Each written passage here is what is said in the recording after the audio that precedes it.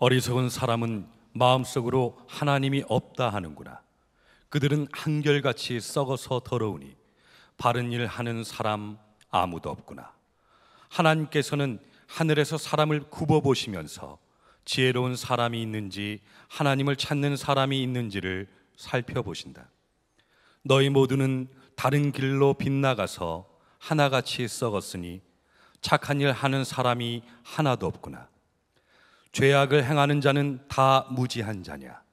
그들이 밥 먹듯이 내 백성을 먹으면서 나 하나님을 부르지 않는구나.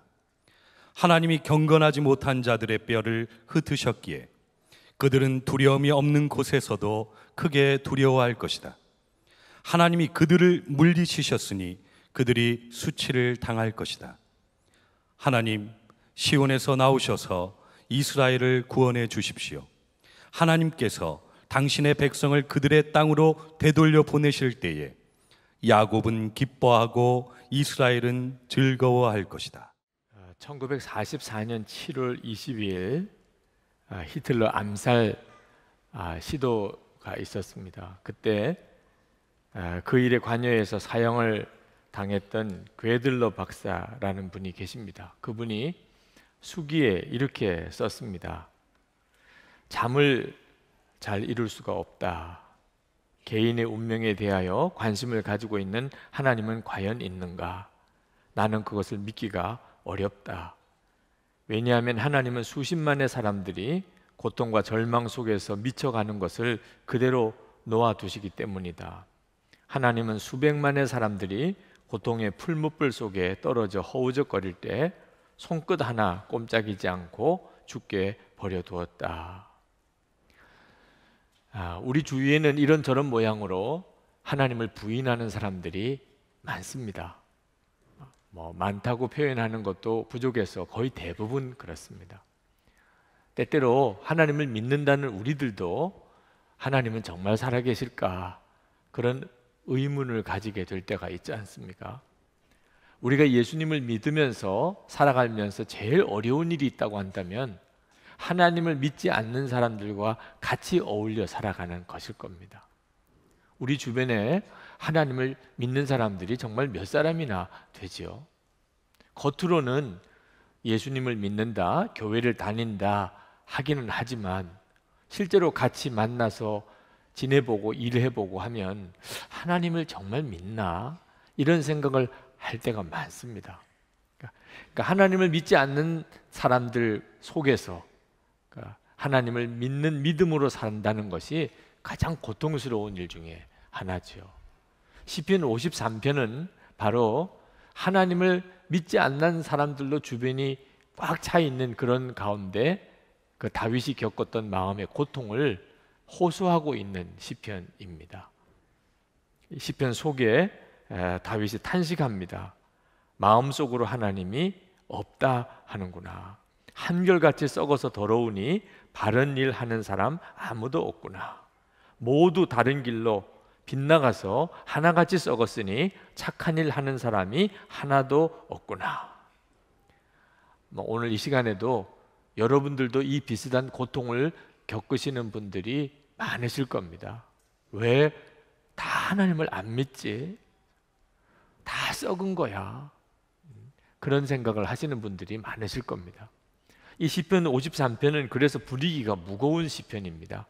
여러분이 읽으시면 다 느끼셨겠지만 이 시편 속에 이 세상의 죄악이 관영한 것에 대한 아주 애통하는 마음, 탄식이 절절히 흐르는 시편입니다. 그런데 저는 이 시편 53편을 묵상하면서 아주 보석 같은 구절을 하나 보았습니다. 마치 흑암 같은 곳에 빛이 비춰오는 것처럼 쓰레기 더미 속에 보석을 발견한 것 같은 그런 구절을 보았습니다. 2절 말씀입니다. 하나님께서는 하늘에서 사람을 굽어보시면서 지혜로운 사람이 있는지 하나님을 찾는 사람이 있는지를 살펴보신다. 물론 이 시편 속에는 이 말씀에 대한 응답은 부정적으로 나옵니다. 한 사람도 없다는 거죠. 3절에 보면 너희 모두는 다른 길로 빗나가서 하나같이 썩었으니 착한 일 하는 사람이 하나도 없구나. 근데 저는 이 2절 말씀을 읽으면서 하나님의 놀라운 지혜와 위로를 받았습니다. 오늘 이 시간에 여러분들도 그 은혜를 받았으면 좋겠습니다. 우선 이 2절 말씀에 보면 하나님께서는 하늘에서 사람을 굽어보시면서 라고 그렇게 말씀을 했습니다. 처음에 이 구절을 읽을 때는 그냥 지나갔습니다. 그러나 말씀을 묵상하고 말씀 기도를 하면서 이 말씀이 저를 놀랍게 바꾸는 거예요. 자, 여러분들도 오늘 그저 이 말씀이 이끄시는 대로 한번 눈을 들어서 하나님을 바라보시기 바랍니다. 하늘에서 하나님께서 사람을 굽어 보신다는 거예요. 여러분, 하나님이 여러분을 보시는 것이 느껴지지 않습니까? 아마 저는 여러분들도 틀림없이 이 말씀을 묵상하면 하나님이 여러분을 보시는 것을 보는 것 같은 감동을 받을 것이라고 믿습니다. 하나님은 지금 사람을 굽어 보시는데 저와 여러분들을 보고 계십니다. 그 하나님의 모습을 그려보는 것은 정말 놀라운 일입니다. 하나님이 하늘에서 우리를 굽어 보신다. 굽어 보신다고 표현을 했는데 그것은 하나님의 간절함을 말하는 거죠. 하나님께서 도대체 무엇 때문에 우리를 그렇게 굽어 보실까요? 하나님을 찾는 사람이 누군가? 하나님이 찾는 사람이 누군지를 살펴보시려고 하나님께서 하늘에서 사람을 굽어 보신다는 겁니다. 저는 24시간 예수님을 바라보시라고 계속 설교하고 또 설교하고 여러분들에게 권합니다. 여러분 중에는 그대로 순종해서 영성일기도 쓰면서 24시간 예수님을 바라보시려고 하는 분들이 많습니다. 그러나 어떤 분들은 정말 힘들어하는 분들도 계십니다. 24시간 예수님을 바라보는 것은 어떻게 하는 거예요? 보이지 않으시는 예수님을 어떻게 바라보라는 거예요? 또 24시간 예수님을 바라볼 수는 있는 겁니까? 사람이 살다 보면 어떻게 24시간 예수님만 바라볼 수 있냐 말. 나는 안 돼요. 도무지 안 돼요. 그런 교우들도 많이 봅니다. 그러나 하나님께서 저에게 오늘 이 말씀을 통해서 24시간 예수님을 바라보는 일이 하나님이 정말 기뻐하시는 일이라고 하는 확증을 저에게 주시고 위로를 주셨어요. 여러분, 하나님이 도대체 누구를 찾으시고 계세요? 이 시간에 저도 보시고 여러분들도 보시면서 하나님은 도대체 무엇을 보시는 거지요? 하나님을 찾는 사람, 정말 하나님을 갈망하는 사람이 누군가를 보신다는 거예요. 혹시 여기 계신 분들 중에 정말 여러분의 마음으로부터 하나님을 갈망하는 사람이 있다면, 그렇다면 하나님 저예요, 그렇게 말씀하고 싶지 않겠습니까? 하나님 제가 정말 주님을 갈망하고 있어요, 그런 심정이지 않겠어요? 그러나 굳이 우리가 하나님께 제가 그렇습니다 이렇게 말씀을 드릴 필요도 없는 것이 하나님이 너무나 잘 알고 계십니다. 하나님은 도대체 누가 하나님을 정말 찾고 있는지, 하나님을 사모하는지, 하나님을 갈망하는지를 보시려고 늘 살펴보고 계시니 어떻게 하나님이 모를 수가 있겠어요? 여러분이 하나님을 진짜 갈망하고 사모하고 찾는다면 하나님이 당연히 아시죠. 아, 그러면 충분한 거구나. 하나님이 아시면 충분한 거죠. 우리가 세상을 살다 보면 하나님을 찾는 사람이 아무도 없어 보이고 24시간 예수님을 바라보며 산다는 자기 자신이 오히려 이상하게 여겨질 때가 많지 않습니까?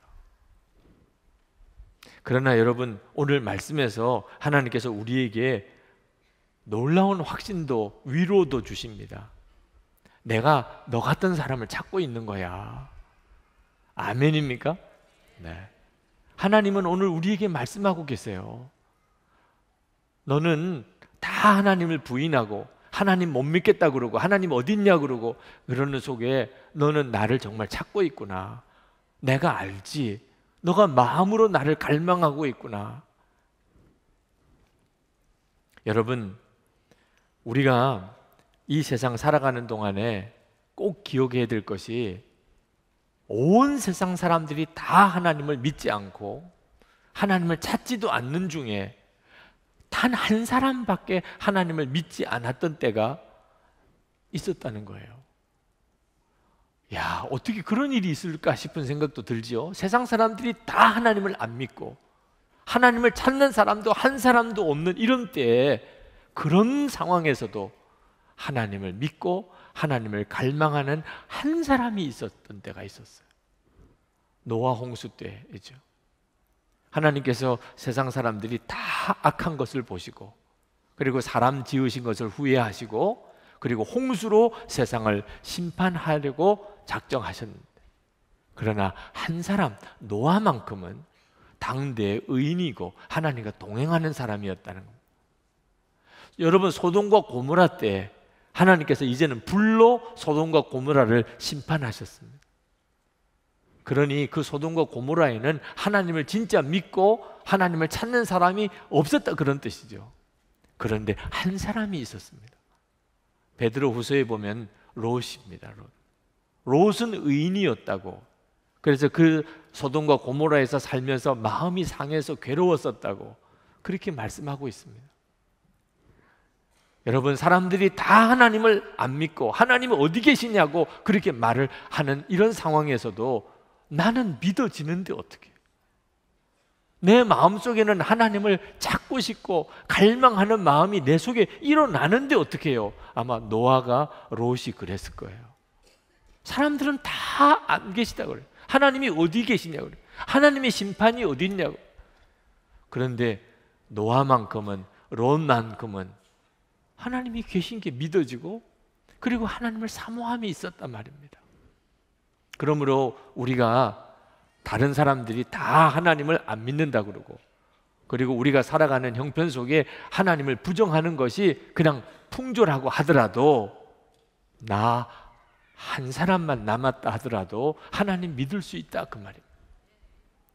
하나님에 대한 갈망만큼은 어떻게 할 수가 없는 거잖아요. 그러나 또한 다 하나님을 안 믿는 것 같아도 하나님을 믿는 사람들을 하나님이 다 남겨두셨다는 것도 알아야 합니다.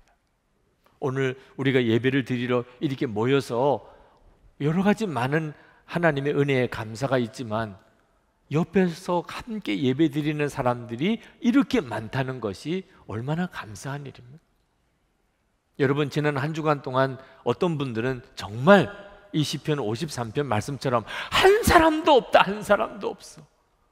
가족 중에도, 친척 중에도, 내 주변에 있는 같은 직장 동료들 또는 함께 사는 사람들 중에 어쩌면 이렇게 한 사람도 없냐, 하나님을 믿는 사람이, 진짜 하나님을 갈망하는 사람. 교회를 다닌다고 그래서 뭔가 좀 기대를 했는데 여전히 그 사람도 형편없이 하나님을 진짜 믿는 사람이 아니었구나, 이런 마음을 가지고 지내다가 오늘 이렇게 예배를 드리러 오신 여러분 주변을 둘러보면 이름도 얼굴도 모르는 사람이긴 하지만 하나님을 믿는 사람들이 여전히 많구나. 그게 위로가 되고 힘이 되잖아요. 오늘 이 시간에 하나님이 우리에게 주시는 위로입니다. 엘리야가 열왕기상 19장에 보면 이세벨에게 쫓겨서 쫓기다가 나중에는 하나님께 죽여달라고 그랬어요. 하나님, 나 혼자 남았습니다. 하나님, 나 혼자예요. 이제는 나도 견딜 수가 없어. 하나님, 그냥 데려가세요. 그때 하나님께서 엘리야에게 내가 바알에게 무릎 꿇지 않은 7,000명을 남겨놓았다. 깜짝 놀랐죠, 엘리야가. 자기 눈에 보이지 않으니까 그냥 아무도 없는 줄만 아는 거예요. 7,000명이나 하나님이 남겨놓으셨다는 겁니다. 여러분, 히브리서 12장 1절에 보면은 허다히 많은 증인이라고 그랬어요. 그냥 증인이 있는 것도 대단한 일인데 하나님께서 허다히 많은 증인들이 우리와 함께 있다는 것 아셔야 돼요. 그러니까 여러분, 하나님을 믿는 사람이 없구나. 지금 이 세상은 하나님이 안 계시다는 것을 전제로 하고 움직이고 있습니다. 그런 가운데도 두려워하지 마시기 바랍니다. 여러분 혼자서라도 얼마든지 믿음을 지킬 수가 있고 그랬던 때가 있었잖아요. 그리고 나는 알지 못하지만 이미 하나님이 마음에 두신 사람들, 하나님을 찾는 사람들을 우리 주변에 하나님이 세워놓고 지키고 계시다는, 우리가 정말 하나님 앞에 점검해야 될 것은 우리 자신입니다. 나는 정말 하나님이 찾으시는 그 사람인가? 저는 두려운 것이 하나님을 정말 믿는 사람들조차도 서서히 믿음을 잃어버리는 겁니다. 예수님을 믿고 하나님의 자녀가 된 사람들조차도 세상에 살다 보니까 서서히 하나님에 대한 믿음을 잃어버리는 거예요. 예수님 바라보는 눈을 잃어버리고 사는 거예요. 그것은 정말 두려운 일입니다. 왜? 이 땅에 무서운 하나님의 심판이 오게 되기 때문입니다. 하나님을 진짜 찾는 사람이 없어지면 그때는 이 땅에 심판이 오는 겁니다. 5절 말씀에 보면 하나님이 경건하지 못한 자들의 뼈를 흩으셨기에 그들은 두려움이 없는 곳에서도 크게 두려워할 것이다. 하나님이 그들을 물리치셨으니 그들이 수치를 당할 것이다. 하나님을 믿지 않고 하나님을 부인하고 하나님이 어디 있느냐고 하는 것은 정말 어리석은 일이고 두려운 일입니다. 왜? 결국은 그러니까 죄를 짓게 되는 겁니다. 그리고 하나님의 심판이 오는 겁니다. 그러나 사람들이 다 그렇게 되는 때가 온다는 거예요. 다 그렇게 되는 때가. 예수님께서 재림하시기 전에 불심판이 이 땅에 임하게 된, 하나님이 어째서 이 땅에 불로 심판하시죠? 노아 때와 같으니까 그렇게 말씀하셨어요.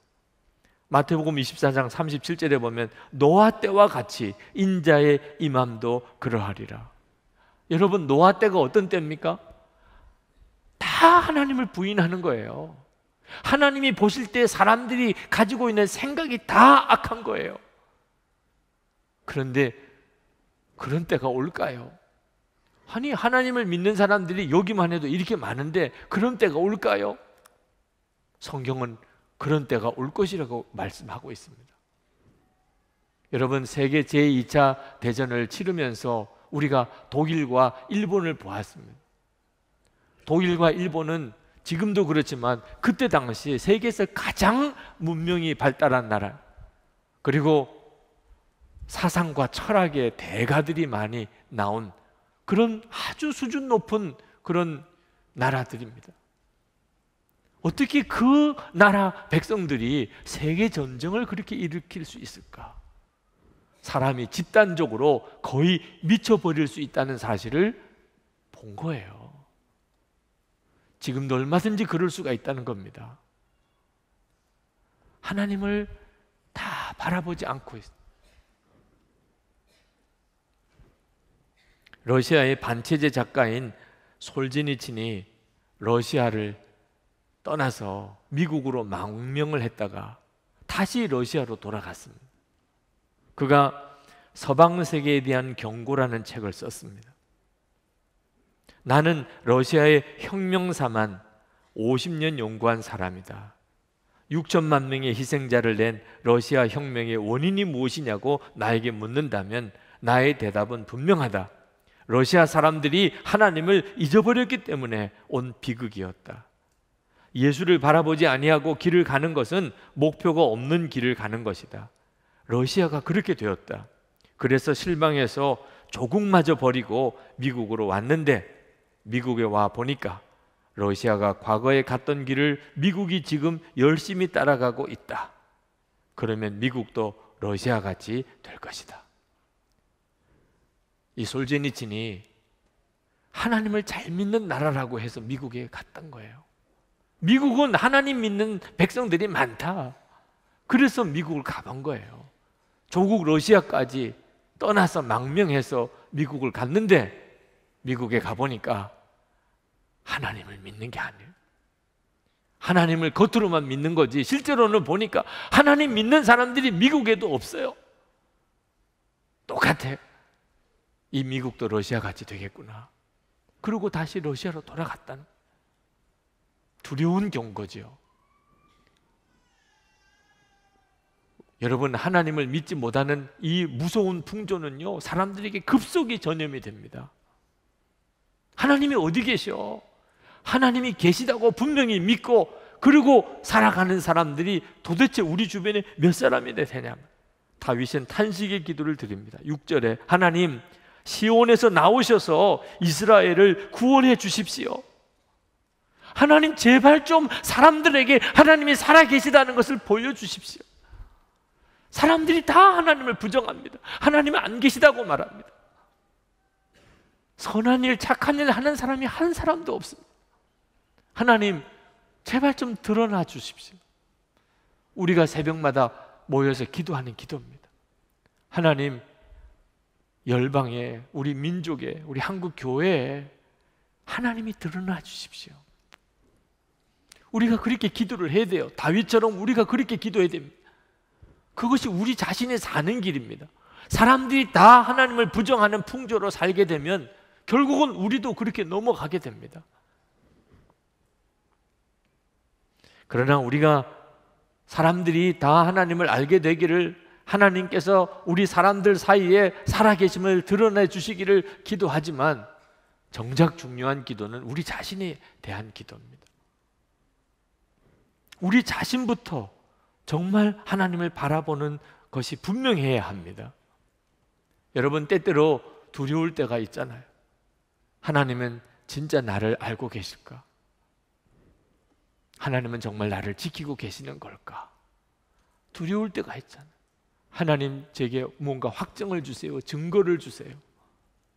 그러나 여러분, 하나님에 대해서는 걱정하지 마십시오. 여러분이 그저 확인할 것은 하나밖에 없는데, 그것은 여러분의 마음에 하나님을 갈망하는 마음, 하나님을 진짜 찾는 마음이 있느냐 하는 겁니다. 여러분 속에 정말 하나님을 찾고자 하는 마음, 하나님을 갈망하는 마음이 여러분에게 있다면 그러면 두려울 게 없어요. 하나님이 어찌 그걸 모르시겠어요? 우리가 다른 사람에게 내 마음의 진심을 이야기하려면 어떤 때는 정말 어려울 때가 있습니다. 내 진심을 좀 이해해줘, 내 마음을 좀 받아줘. 사람들에게는 그걸 정말 전달해 주기가 어렵습니다. 어떻게 내 마음을 열어 보여줄 수가 있나? 그러나 하나님께서는 내가 굳이 설명을 드리지 않아도 내 마음의 중심을 아십니다. 오늘 2절 말씀에 말씀하셨잖아요. 하나님은 하늘에서 사람을 굽어 살피시면서 정말 하나님을 찾는 자가 누군지를 살펴보신다는 말이에요. 그러니 내가 진짜 하나님을 갈망하고 하나님을 사모하는 사람이라면 하나님이 어찌 그걸 모르시겠어요? 여러분에게 한번 묻겠습니다. 여러분, 진짜 하나님을 갈망하시나요? 정말 하나님을 찾고 또 찾으시는 바로 그 사람이십니까? 만약에 그렇다면 하나님은 보고 계실 겁니다. 그러면 걱정할 필요가 없습니다. 믿으셔도 됩니다. 천국의 열쇠라는 소설을 쓴 크로닌이 제1차 세계대전 후에 그가 영국의 한 탄광촌에서 젊은 의사로서 보건소에서 근무를 했습니다.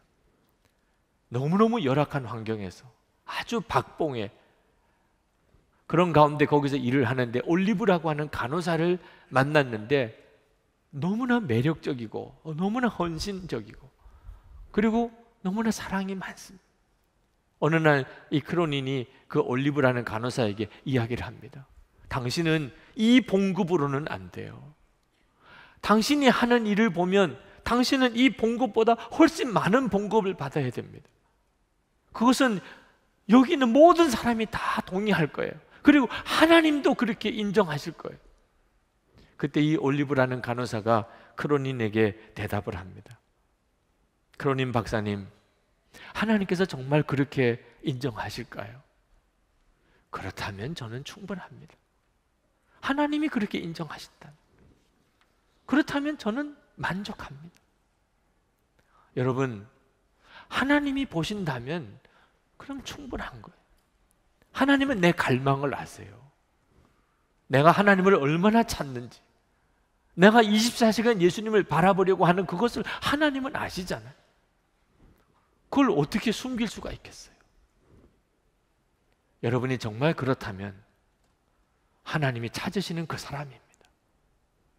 하나님이 진짜 나를 아실까 걱정하실 것도 없습니다. 주님을 향한 갈망이 있다면 여러분이 지금 어떤 사람이든지 과거에 어떤 죄를 지었든지 그것도 상관이 없습니다. 하나님은 오직 하나님을 찾는 사람, 진짜 하나님을 찾는 그 사람을 하나님께서 보고 계십니다. 그리고 받으세요. 여러분 삭개오 아시죠? 삭개오는 여리고의 세리입니다. 그때 당시에 세리는 민족의 반역자, 그 지역에서 가장 죄인 취급을 받는 사람입니다. 로마와 결탁을 해서 동족인 유대인들의 피 같은 돈을 갈취하는 그런 나쁜 사람입니다. 그런데 이 삭개오의 마음에 예수님에 대한 갈망이 생겼어요. 삭개오 자신도 이해하기 어렵고 다른 사람에게 말도 못할 그런 갈망이 생겼어요. 돈이면 전부인 줄 알았는데 아니더라 말이에요. 삭개오도 나도 예수님 한번 만나보면 좋겠다. 도대체 예수님이라는 분이 어떤 분인지 나도 예수님 한번 만나면 좋겠는데, 그런데 예수님 만나겠다고 할 수도 없고 예수님 앞에 떳떳이 나갈 자신도 없어. 그러나 속의 마음의 갈망을 어떻게 하냐 말이에요. 예수님을 만나고 싶은데 어떡하냐 말이에요. 그래서 삭개오가 무화과나무에 올라갑니다. 그냥 얼굴이라도 한번 보려고. 그런데 그날 그 여리고에서 예수님은 그 삭개오의 집에 가서 주무십니다. 아시니까. 갈망이 진짜 있다면 주님은 아시는 거예요. 삭개오가 어떤 사람인지 예수님이라고 왜 모르시겠어요? 그러나 그것은 아무 중요하지가 않습니다. 마음에 진짜 주님을 향한 갈망이 있다면 주님이 아시고 받으십니다. 그리고 말씀하셨어요. 오늘 구원이 이 집에 이르렀으니 이 사람도 아브라함의 자손이미로다. 인자가 온 것이 잃어버린 자를 찾아 구원하려 함이니라. 갈급한 사람은 하나님이 다 받으십니다. 그냥 믿기만 하면 됩니다. God Told Me라고 하는 책을 쓴 짐 삼나 목사님, 라브리 공동체를 설립한 프란시스 쉐퍼 목사님에 대해서 쓰셨어요. 이 프란시스 쉐퍼가 10대 때 그가 은혜를 받고 예수님을 영접합니다. 그리고 하나님께서 이 쉐퍼를 주의 종이 되라고 부르십니다. 전적으로 하나님의 일을 하라고. 그러나 아버지가 너무나 반대를 해요. 신학교를 가고 싶어도 아버지가 허락을 하질 않습니다. 프란시스 쉐퍼가 이 문제로 가지고 오랫동안 기도하고 고민하다가 하나님의 부름을 도무지 거역할 수가 없어요. 그래서 그가 가방을 챙기고 집을 떠나서 신학교로 가려고 자기 방문을 나오는데 아버지가 현관에 서 계십니다. 아버지와 아들 사이에 아주 어색한 만남이 있었어요. 한참 동안 프란시스를 쳐다보다가 아버지가 말합니다. 나는 목사 아들을 원하지 않아. 내가 그 길을 택하는 것을 나는 허락할 수가 없어. 아버지가 허락하지 않습니다. 그때 이 프란시스는 떨리는 목소리로 아버지에게 부탁을 합니다. 아버지, 제가 지하실로 내려가 몇 분간만 기도할 시간을 주세요. 그리고는 울면서 지하실로 내려갑니다. 그는 너무너무 마음이 안타까웠어요. 하나님은 자기를 목사가 되라고 부르시고 아버지는 절대로 안 된다 그러고 아버지의 마음을 상처를 주면서까지 그렇게 신학교를 가고 싶지는 않지만 하나님의 부르심은 또 너무 분명해요. 어떻게 해야 하는 겁니까? 몇 분 동안 기도할 시간을 얻었습니다. 이 몇 분 동안 하나님의 뜻을 확인해야 되는 거예요. 그는 필사적이고 단순한 믿음으로 하나님께 길을 가르쳐 달라고, 하나님의 뜻을 분명하게 가르쳐 달라고 그가 기도를 했습니다. 그러나 알 수가 없었어요. 그는 동전을 꺼냈습니다. 늘 무슨 일을 할 때 재미삼아 동전으로 길을 찾았던 그 기억이 나서 동전을 꺼냈어요. 그리고 하나님께 기도합니다. 하나님, 제가 정말 지금 신학교를 가는 게 하나님의 뜻이라면 제가 이 동전을 던질 때 안면이 나오게 해주세요. 그러면 제가 아버지가 반대하더라도 신학교를 가겠습니다. 그리고 동전을 던졌는데 안면이 나왔어요. 프란시스 세퍼가 다시 하나님께 기도합니다. 하나님 한 번만 더 해주세요. 제가 다시 동전을 던질 테니까 진짜 하나님이 제가 지금 신학교를 가는 게 뜻이라면 이제는 뒷면이 나오게 해주세요. 그리고 동전을 던졌는데 뒷면이 나왔습니다. 프란시스 세퍼가 또 하나님께 기도했어요. 하나님 한 번만 더. 제가 실수하지 않기를 원하는 거예요. 제가 정말 아버지에게 실수하지 않기를 제가 원하는 겁니다. 이번에 진짜 하나님께서 분명하게 뜻을 보여주시면 제가 아버지가 반대하더라도 제가 신학교를 가겠습니다. 이번에는 앞면이 다시 나오게 해주세요. 그리고 동전을 던졌더니 앞면이 나왔습니다.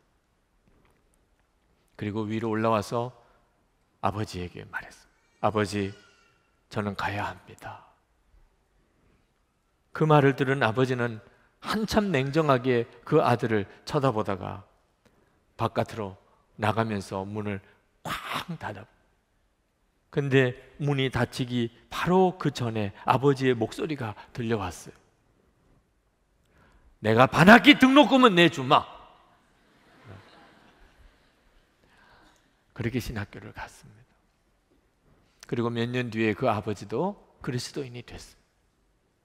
프란시스 세퍼가 그가 그때의 이야기를 이렇게 썼습니다.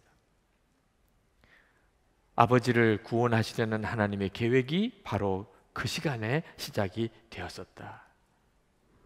여러분, 저는 오늘 여러분들이 하나님의 뜻을 찾기 위해서 동전 던지기를 하라고 말씀하려는 게 아닙니다. 프란시스 세퍼는 그때 그 방법밖에는 자기가 쓸 수가 없었기 때문에, 아직까지 신앙적으로 그만큼 그는 어린 아이였기 때문에 그는 동전 던지기라는 방법에 의존할 수밖에 없었던 것이지, 핵심은 갈망입니다. 하나님의 뜻대로 가야 된다. 무슨 일이 있어도 하나님이 시키는 대로 해야 된다. 하나님 나를 보고 계시죠? 저도 주님을 원합니다. 제가 무슨 일이든지 주님 뜻대로 하고 싶습니다. 저에게 말씀해 주세요. 그랬던 그 프란시스 세퍼의 갈망, 그 갈망에 하나님은 응답하셨다. 하나님은 우리에게 그것이 있느냐고 물는 거예요. 저는 오늘도 아침에 눈을 뜨자마자 그냥 제 마음에 주님, 저는 주님을 갈망합니다. 그렇게 외쳤어요.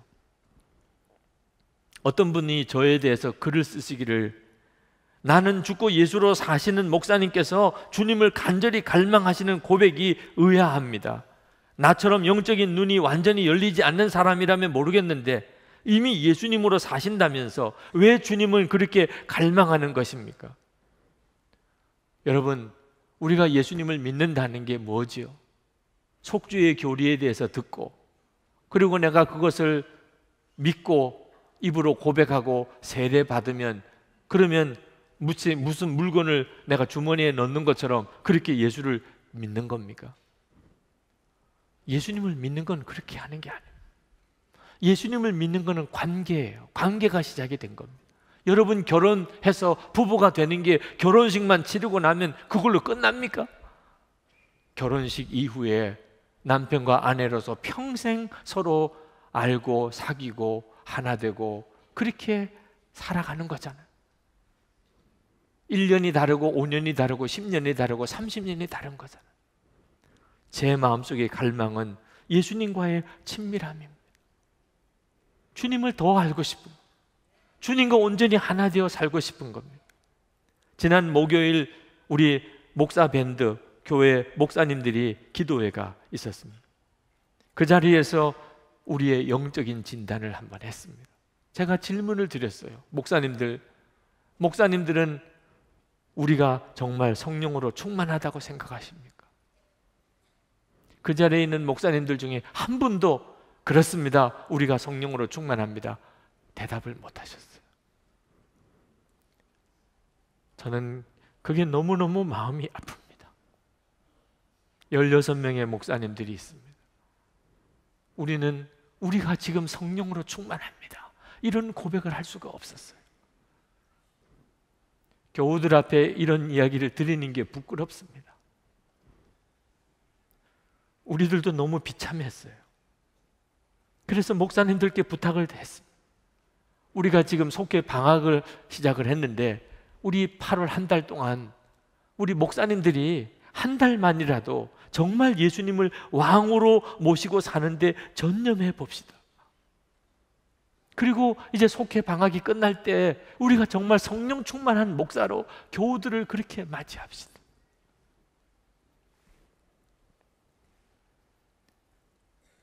여러분, 우리 부목사님들과 저를 이렇게 만날 때 혹시 좀 이상하면 물어오세요.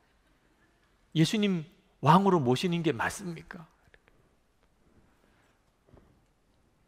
여러분, 주님을 믿고 살면서 우리가 할 수 있는 일은 나에게 왕이 계시다는 것을 분명하게 하는 것입니다. 24시간 예수님을 바라보는 것이 분명해야 합니다. 오스왈드 챔버스 목사님이 주님은 나의 최고봉이라는 책에 2월 12일자에 이렇게 쓰셨어요. 많은 기독교인들이 하나님의 음성을 듣고 싶다고 하지만 실제로는 아니라고 했습니다. 하나님으로부터 직접 듣기를 거부한다고 했습니다. 그러면서 성경을 인용하셨어요. 출애굽기 20장 19절입니다. 이스라엘 백성들이 모세에게 한 말이에요. 모세에게 이르되 당신이 우리에게 말씀하소서 우리가 들으리이다. 하나님이 우리에게 말씀하시지 말게 하소서 우리가 죽을까 하나이다. 이스라엘 백성들은 하나님이 직접 말씀하는 것이 싫었어요. 무서웠어요. 여러분들 한번 정직하게 대답해 보세요. 여러분은 진짜 주님의 음성을 듣기를 원하십니까? 여러분들이 정말 어떤 말씀을 하나님이 하실지라도 된다 안 된다 하지 아니하고 무조건 순종하겠다는 결심이 되어 있다면 여러분은 하나님의 음성을 듣기를 원하는 사람. 그러나 힘들어요, 어려워요, 못해요. 왜 나에게만 이렇게 어려운 말씀을 하세요? 이런 마음을 가지고 있다면 여러분은 정직하지 않은, 하나님의 음성을 듣고 싶다고 하면서도 실제로는 아닙니다. 여러분이 듣고 싶은 말씀만 듣고 싶어 하는 거예요. 우리가 왜 예수님을 믿고도 예수님이 살아 역사하시는 것을 경험하고 살지 못하는 겁니까? 우리가 진정으로 마음에 예수님을 왕으로 섬기지 않으니까 그렇습니다. 하나님은 인격적인 분이십니다.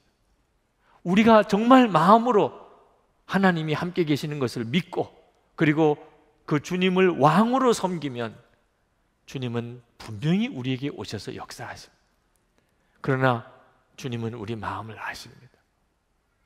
우리가 주님을 진정으로 마음에 영접하고 왕으로 섬기지 않는다면 주님은 우리 마음속에 오셔서 역사하지 않으십니다. 여러분, 우리만 갈망하는 게 아닙니다. 하나님은 살아계셔서 반드시 역사하십니다. 하나님은 진짜 하나님을 찾는 자를 알고 싶어 하십니다. 오늘 우리를 보실 때 우리가 주님 제가 그렇잖아요. 주님 지금 제 마음속에 일어나는 주님에 대한 이 갈망을 주님 뭐라고 하시겠어요? 그렇게 고백할 수 있게 되기를 바랍니다. 저에게 있어서 예수님은 왕이십니다. 제게 말씀하소서. 제가 깨닫지 못하고 미련해서 알아듣지 못하면 제가 순종할 수 없겠으니 주님 저에게 지시하세요. 명령하세요. 오늘 이 성찬을 받을 때 예수님께서는 바로 그 갈망에 응답하셔서 우리와 하나 되어 주시고 우리의 모든 것이 되어 주실 것입니다. 이제 우리 기도하고 성찬을 받으시겠는데 여러분의 마음에 여러분들도 내가 예수님을 정말 왕으로 모시고 살아보겠다, 그런 결단을 분명하게 하실 수 있게 되기를 바랍니다.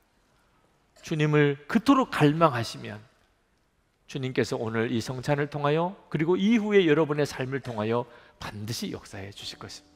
기도하겠습니다.